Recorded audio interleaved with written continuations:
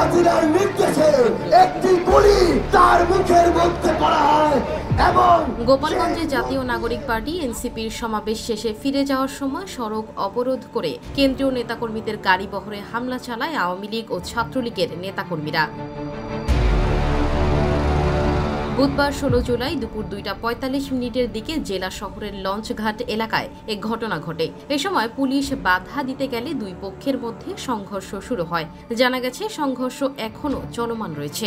পরিস্থিতি সামাল দিতে পুলিশ ও সেনাবাহিনীকে রাবার বুলেট ও টিয়ার শেল ছুড়তে দেখা গেছে। এ সময় নেতাকর্মীদের গাড়িবহর লক্ষ্য করে ইট পাটকেল নিক্ষেপ করে আওয়ামী লীগ ও ছাত্রলীগের নেতাকর্মীরা। তারা বেশ কয়েকটি গাড়ি ভাঙচুর করে। এ সময় পুলিশ ও সেনাবাহিনীকে এনসিপি নেতাদের নিয়ে পিছু হটতে দেখা গেছে।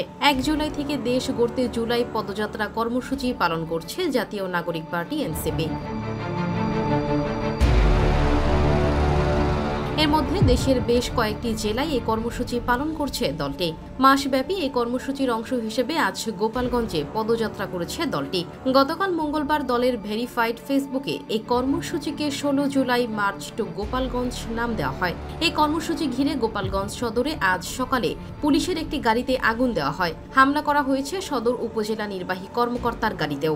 সকালে সদর উপজেলার উলপুর এলাকায় পুলিশের গাড়িতে আগুন দেওয়া হয় বলে জানিয়েছেন সদর থানার ভারপ্রাপ্ত কর্মকর্তা মীর মোহাম্মদ সাজেদুর রহমান। তিনি বলেন, জাতীয় নাগরিক পার্টির জুলাই পদযাত্রার অংশ হিসেবে আজ গোপালগঞ্জ শহরের পৌর পার্কে পদযাত্রা ও পথসভার কথা রয়েছে। সেখানে দলটির কেন্দ্রীয় নেতারা আসবেন বলে জানা গেছে। তাদের এই পদযাত্রা বানচালের জন্য নিষিদ্ধ ঘোষিত সংগঠন ছাত্রলীগের সাধারণ সম্পাদক আতাউর রহমান পিয়ালের সমর্থকেরা সদর উপজেলার উলপুর এলাকায় পুলিশের ওপর হামলা চালিয়েছে। তারা পুলিশের একটি গাড়িতে আগুন দিয়েছে। এ ঘটনায় হতাহতের তথ্য এখনও পাওয়া যায়নি।